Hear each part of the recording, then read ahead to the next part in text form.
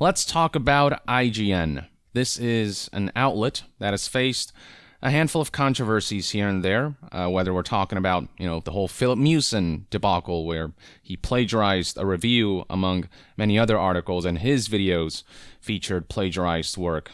Two, the fact that certain managers and bosses at IGN were abusive and really just awful towards their employees, engaged in pretty egregious misconduct, and that's what I want to talk about today.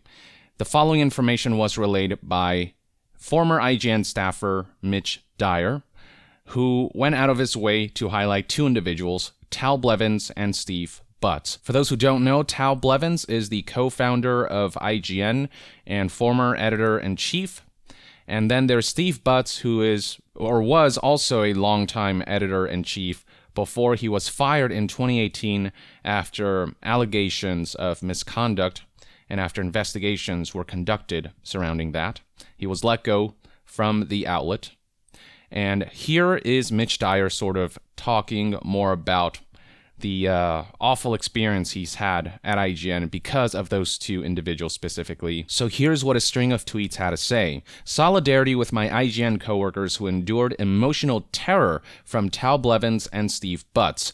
In my time from 2012 to 2016, I felt taken advantage of, exploited and manipulated, and afraid for my job at nearly every turn, and I was one of the lucky ones working for them. When Tal wanted something done or didn't agree with something I said, which happened often, as the IGN employees were mostly amazing people pushing them to do better, he would CC Steve to intimidate me into following through with his request.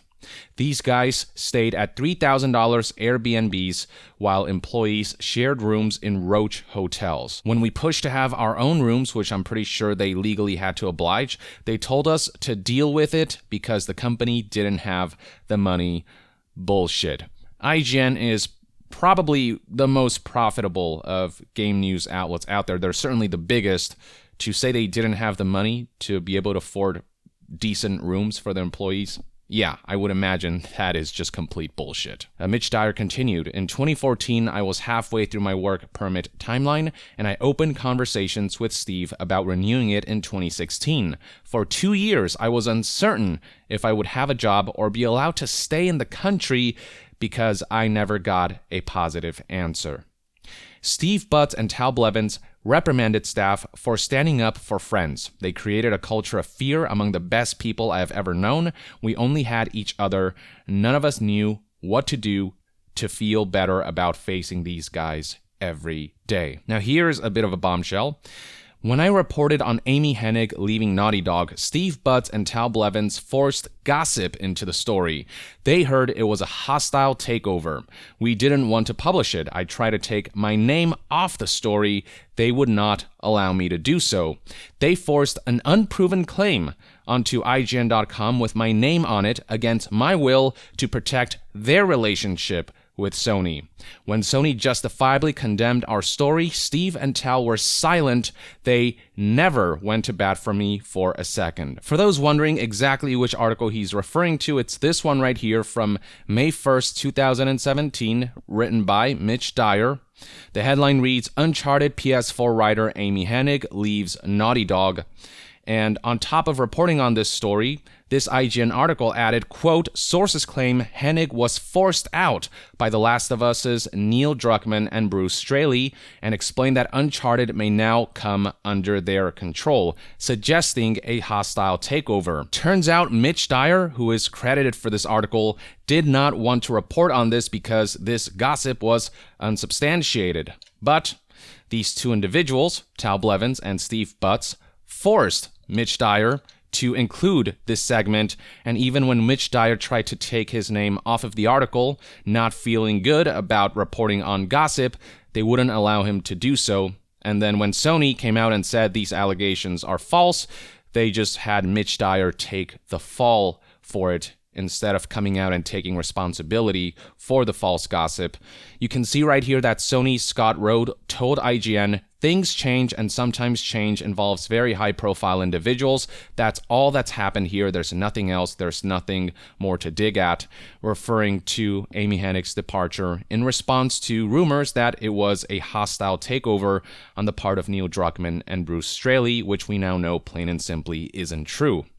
And then on top of that, Naughty Dog's presidents Christoph Balestra and Evan Wells denied Druckmann and Straley's involvement in Hennig's departure. Their full statement can be found in this article by MCV UK. Their statement reads as follows. Earlier this week, we had to confirm the regrettable news that Amy Hennig has left Naughty Dog. She'll be missed, and as we stated before, we appreciate the significant contributions that she made to Naughty Dog and the industry in general. We wish her the best. However, we feel it necessary to clear up a very important point that was unprofessionally misreported when the story broke. Bruce Straley and Neil Druckmann were not involved in what transpired. It was very upsetting to us that dozens of stories were run linking back to the same hurtful accusations in the original report by IGN.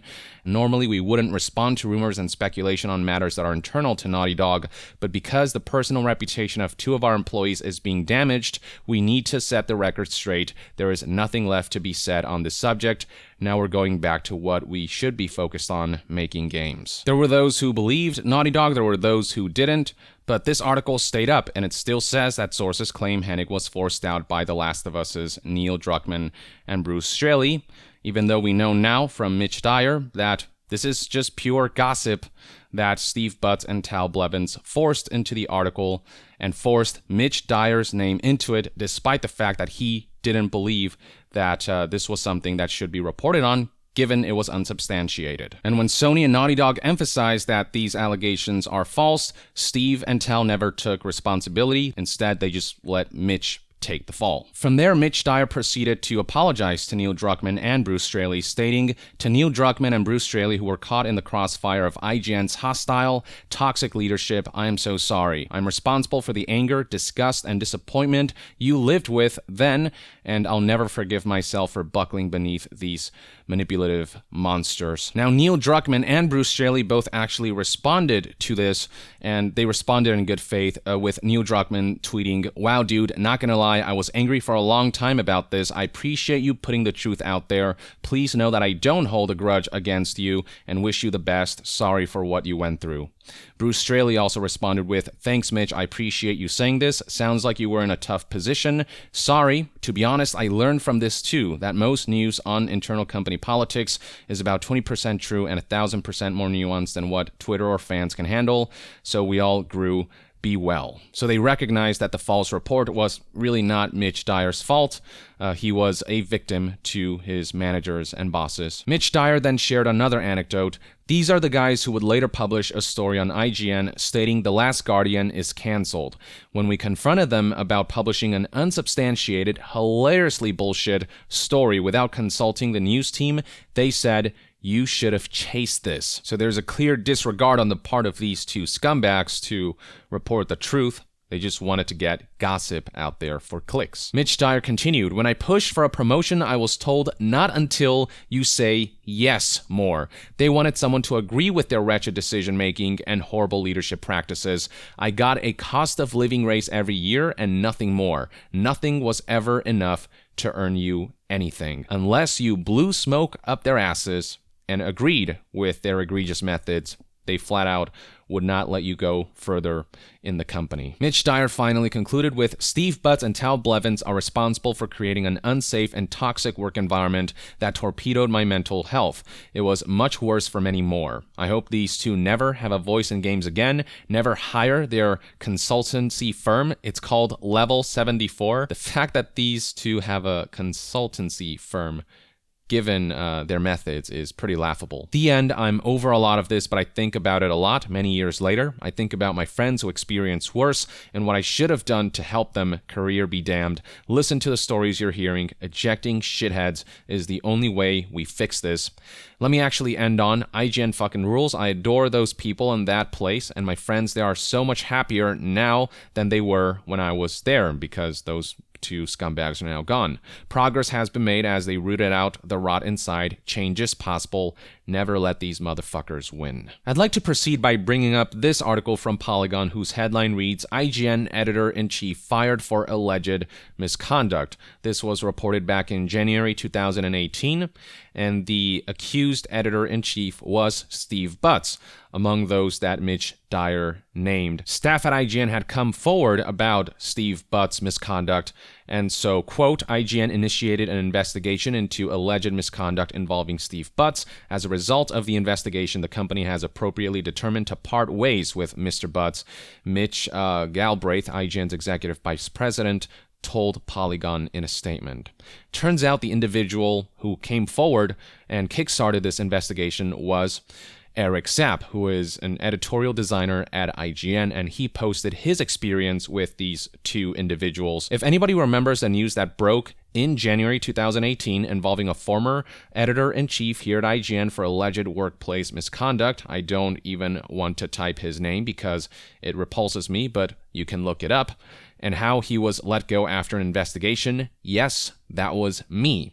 The whole part in the Kotaku article where someone told the reporter that someone accused him in a giant meeting, that was me. I blurted it out and the whole room fell silent, and I was absolutely afraid of losing my job on the spot, but quickly after that, things were already in motion to remedy the problem. I was booked into multiple HR meetings where I shared everything he's done to me over a 3-year period after I publicly came out as bi, which totaled out to be 11 pages. 11 pages. And it wasn't just me who spoke out. A handful of my friends have all witnessed his actions towards me and went in to speak about it too. He wasn't subtle with his actions. Things were so bad that they even brought in an outside investigator plus a copy editor to sit down with me for an hour and go over everything in detail, which I am thankful that they supplied me tissue so I could cry a little. They knew I was scared and wanted help. I remember the morning of when this news broke. Before it actually broke, I was emailed by our previous GMs to come speak with them inside of their office, which was like the feeling of being sent to the principal's office in school. I was terrified. I remember knocking on the door, asked to come in, and inside was him, my former boss, and our HR lead, who sat me down and told me the news that he was being let go and that I would be safe going forward and that there will be no more of this at IGN. And you know what? Things actually have been much better. Things have improved, at least from what I can see. There's a part of me that is paranoid that some folks may hate me for coming forward with all this stuff. I felt out of place, disconnected ever since. However, I think it's helped that I have been able to work remotely from home since August of last year to help clear my head and just sort of disappear from the outside world. I've been happy and at peace.